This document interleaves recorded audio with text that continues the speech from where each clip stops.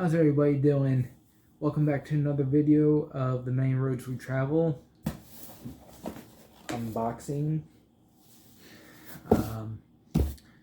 So again, always get these boxes in and they just sit in the living room for like a week, sometimes 2 weeks. It wasn't that long this time. No. It was only a couple of days this time. It was about a week. Yeah, so alright, well here it is, and let's get started.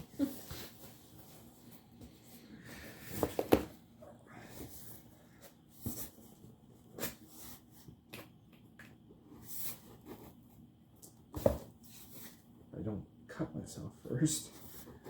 There we go. Cut. Yeah, yes. Yes, exactly. Jensen does go quack, quack, quack. I always wonder if he's really saying quack or not. I think he's trying to say something else. Alright. It's quacky. Yeah. Okay, that's next month. So, okay, so they just kind of have stuff like scattered around, so it's not like how it usually is where it's the t-shirts up front first. So got a pin. This is Eddie Kingston pin. That's pretty cool.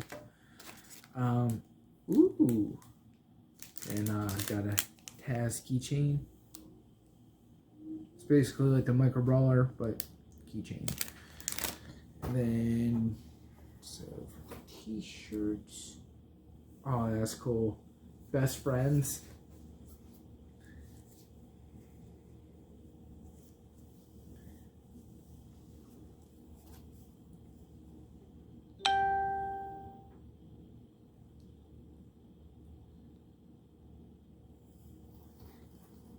And you got Orange Cassidy right there. You got Chris Statlander, Trent, and I can't remember who the other dude is. But yeah, everybody from Best Friends. So that's pretty neat.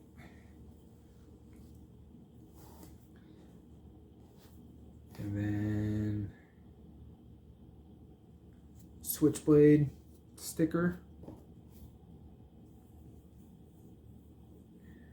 feel like this one's a little more unorganized because, like I said, usually it's you got the two shirts up on top, and then everything else is just kind of buried underneath. But this is just like all over the place.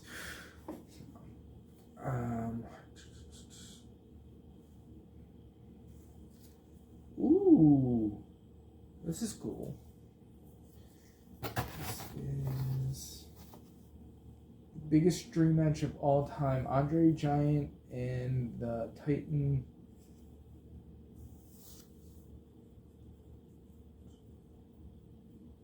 Interesting. Adam. Schreier. Yeah, I'm not even going to attempt that because I feel like I'm going to butcher his name. So at first, when I saw it, I don't know why, but I was thinking Barbarian, maybe even Warlord. But yeah, it's that dude. I'm not too familiar with who he is, unfortunately.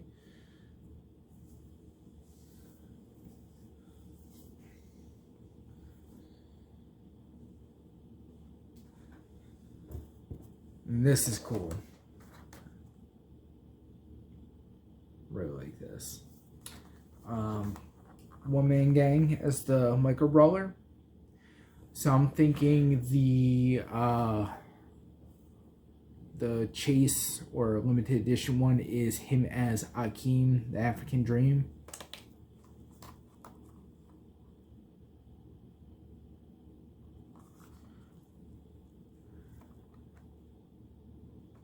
interesting. He doesn't have the tattoos on the side of his head. But still, cool figure. Road like that. And then, of course, Tales from the Road. Another comic book. Have you read any of those yet? I have not. I have a stack of these. It's about Booker T.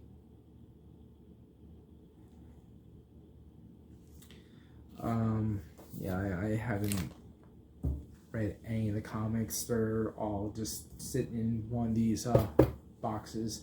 Gotcha. So basically, after I go through every box, I try to organize them, because after a while, these boxes will pile up. So, like, I'll take one box, I'll fill that up with just autographs, or another box, I'll just fill that up with the micro brawlers, or comic books and t-shirts and so on. So, but yeah, I got a stack of these, have not read one of them.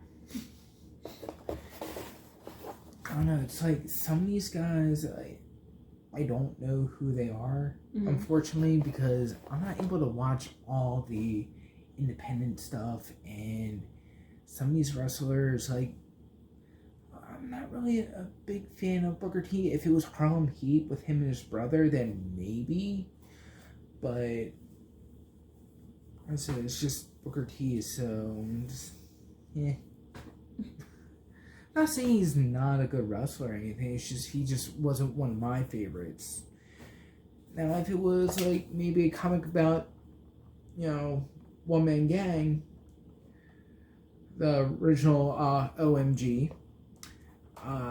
then yeah, maybe I might read that one. Or if it was one on Papa Shango or the Demolitions, or... We got it. Yeah. Love you. Love you. Doink the Clown, Kamala. Ooh, don't do that. She poked me. It's like and Pokemon. No. Pokemon. No, we don't do that. Anyway, ooh, that's cool. Chris Statlander. So,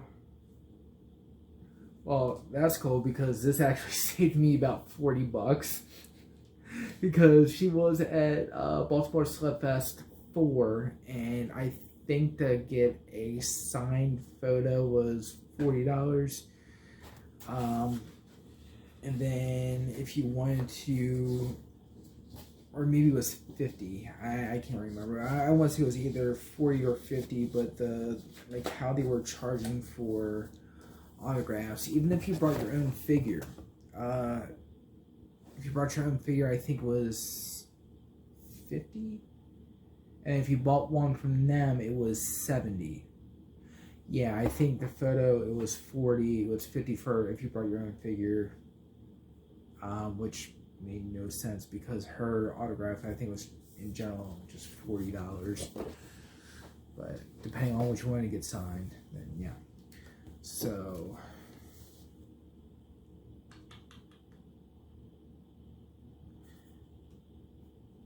I just wanted to see limited edition. Yeah, but I mean, with everyone that they do, it seems like there is a chase of the pin and the micro brawler. So for next month, this is going to have CM Punk, Ruby Soho, which was Ruby Riott, Scotty 2 Hotty, D'Lo Brown, which was the guy who sat across from us at Slugfest 3. He asked us if he can use our hand sanitizer. Oh, okay, gotcha. Awesome Kong, Evil Uno, and X-Pac. So, that should be an interesting box. The theme is... Oh, they don't have themes. No, it's I thought just... they did. Didn't he used to? I think it was the Slam Crate. I think Oh. when WWE had them through Loot Crate, Mhm. then there was different themes for the boxes. This was just Different wrestlers. yeah, different stuff, just whatever. And then is Loot Crate still even in business anymore? I don't know. Because I know they were having issues with getting the orders out, and so Amber got me a subscription for a year from Loot Crate for the WWE Slam Crate, and there was boxes I didn't get till like months later, and they were getting lots of complaints, and so Amber canceled it, and then she stumbled across the Pro Wrestling Tees box, and she got me hooked on these, and I really don't know if I don't think I really got you hooked on them. I think the box themselves got you hooked on them. So Amber got me. I just bought them. She got me a subscription, and these were awesome. And I said I want to keep this going. Yeah. So yeah, Amber got me hooked on them. Yeah, you'll get the next year's worth of it for anniversary gift. She's the best wife ever. But so out of the whole box, you know, I gotta say, last one I was kind of disappointed with. I wasn't really anything in there that I really liked, but usually I always find something cool. But yeah, this is the winner right here. I thought you liked this too. Well, or no, yeah, it's the Pin. Well, no. I mean, Eddie Kingston's a good wrestler and all. It's just like, I mean, come on, look at that face. Looks like he's got to poop. I'm just. That's gracious.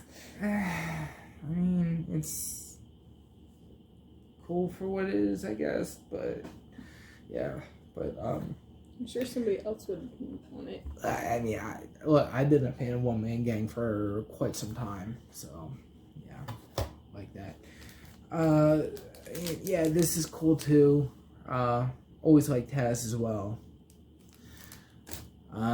And then I do Andre the Giant shirt. I thought that was cool. Yeah, I do like the Friends shirt where they're all sitting at the cafe. I thought that was pretty cool, and very happy with the Chris Statlander autograph 8x10 photo. Yeah, like I said, that actually saved me about $40. So, because there was some wrestlers that was going to meet at the last one, I wanted to meet the Nasty Boys. Unfortunately, they didn't show up, and then there was Rosemary that was supposed to be there, wanted to meet her, but she canceled as well. And then just after seeing the prices, it's just like I might meet one wrestler. I don't know. I was going to meet Just Incredible. I was going to have him sell my kendo stick, but he was a no-show. He was scheduled to be there. Didn't give me notice that he wasn't going to show up, so everybody thought he was going to be there, and people kept on saying he's running late, and he was just a no-show. So yeah, but yeah, that was the only one that was gonna pay to get something signed because he was only $20. I don't know. I just feel like the prices for autographs are just going up, and it's just, you know, you really have to figure out, you know, who do you want to meet, and is it worth, you know, really, like, you know, the 40 and up. I think it also depends on what you're trying to collect, because, you know, maybe they're not into, like, the action figures like you are, but right. They're more into actually meeting the person and getting their autograph. True, but you also got to keep in mind, the bigger the name is, the less time you're going to have with these people, because there's a long line. So if you remember the line for Sting and the Hardy Boys, it's basically, hi, nice to meet you, what's your name? Okay, next person. Yeah, but to some people, you know, that might be like the highlight of their life. But I mean, at the same time, if you're paying $100 to meet, you know, one wrestler or a tag team, if you're meeting two, I don't know. I just feel like that's a lot of money for maybe a minute, if that, give or take.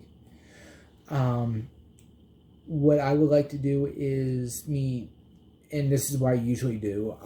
If there's a certain wrestler that I do want to meet and they're going to be there, it's the older guys. Yeah. So, for example, when I met Headbangers at Slugfest 3,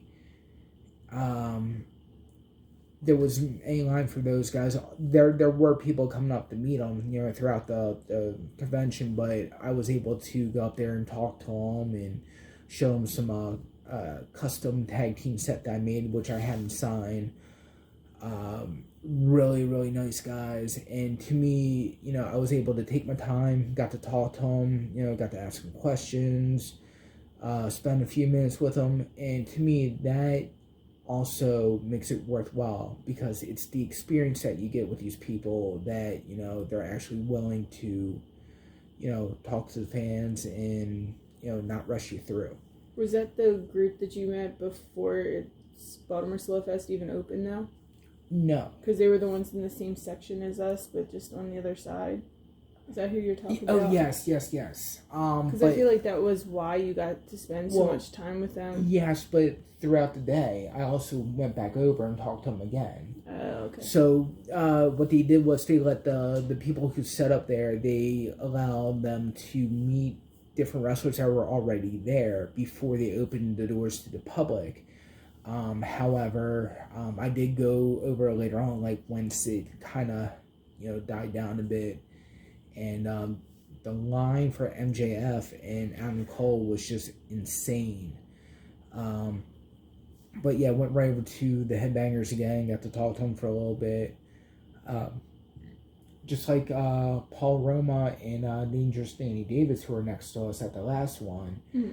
And, it was cool. We were able to talk to him. And then at Slugfest Street, Enzo and Mora was cool. Right next to us. So, we got to talk to him for a little bit. Kept looking through your toys. Yeah, he kept looking through my totes and trying to, it's like, what are you looking for? He's like, I'm looking for figures of me. I'm like, I don't have any. But yeah, it's just, certain wrestlers you get to meet, and I feel like the ones who don't really have the big lines, those are the ones where you're really going to get your money's worth, as long as, they're cool people. I met some wrestlers in the past where I really didn't care for them, like Yokozuna, Superfly Jimmy Snuka, Honky Tonk Man I didn't really care for, Sandman. Like some of these guys, it's just like more so, how much money are you going to spend, or it's just like, if you want to hang out, just keep giving me money kind of situation. And some of these guys are just like really short with their answers. Sandman just completely like just ignored the fact that I was there. When I met Yokozuna, it was just really short answers, more so, are you going to keep, give me money, or if not, just move along. When I met Superfly, it was just more so, how much money am I getting from this next person? Okay, move along. And it's sad. It's sad that some of these people are like that. And yeah, I get it. This is how they make their money. With some that are no longer wrestling, but at the same time, you gotta remember, if it wasn't for the fans, they wouldn't be where they were and where they are today. Along with, having these people at the conventions, because, they're depending on the fans to come buy autographs and meet them, and then basically give them their money. But, if the wrestlers are going to not care about the fans and treat them like garbage, nobody's going to come around and see them again. Maybe they've answered the same question so many times that they're just kind of like, eh. Well, it's not even that. It's like what I said when I met Sandman. I went up and paid the, what they call a handler, who takes the money. I paid them to have him sign my kendo stick. I stood there for almost a minute, and Sandman, didn't even look at me, didn't even acknowledge me. And then he looked at the one woman who was taking the money and said, "Am I signing this for him?" I said, "Yes, sir." And then he didn't even acknowledge me until she said yes. And then he took my kendo stick and he started to sign it. I said, "Thank you very much. I really appreciate it." And then just gave the kendo stick back to me and just walked away. Wow. And it wasn't like he had a line. He was just standing there and doing nothing.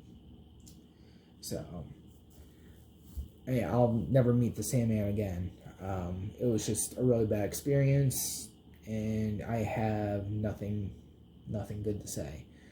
Headbangers, though, they actually made me want to meet other wrestlers again. So, you know, those guys are really awesome. But it's like you were saying before, you know, not everybody wants to get the same thing signed. So, you know, I don't know. At first, I was getting figures signed, and, you know, I thought that was really cool, and then trading cards. But after a while, it's just kind of like, I'm kind of over it. But when I met the Headbangers, the reason why I got them to sign my figures is because it was a custom set that I made. So to me, that was something special, something unique. So I wanted to get them to sign it. And then kendo stick, it's no different than like people getting, you know, baseball players to sign, multiple players to sign baseball or a baseball bat. Same thing with, you know, wrestling fans getting people to sign their championship belts or a steel chair. I wanted to get, you know, people who use the kendo stick to sign it. So I already got Sandman's signature on there. I was going to get Just Incredible, but he never showed up. But that was one signature I would like to get on there, along with Tommy Dreamer, Raven. I'm sure there's one or two other people, you know, use the kendo stick in multiple matches. So, but yeah, but yeah, after that, story. That's pretty much it. We don't really have any shows coming up, not for a while, nothing till October, but you know, we got other boxes, and I want to say August or September is the Hershey show.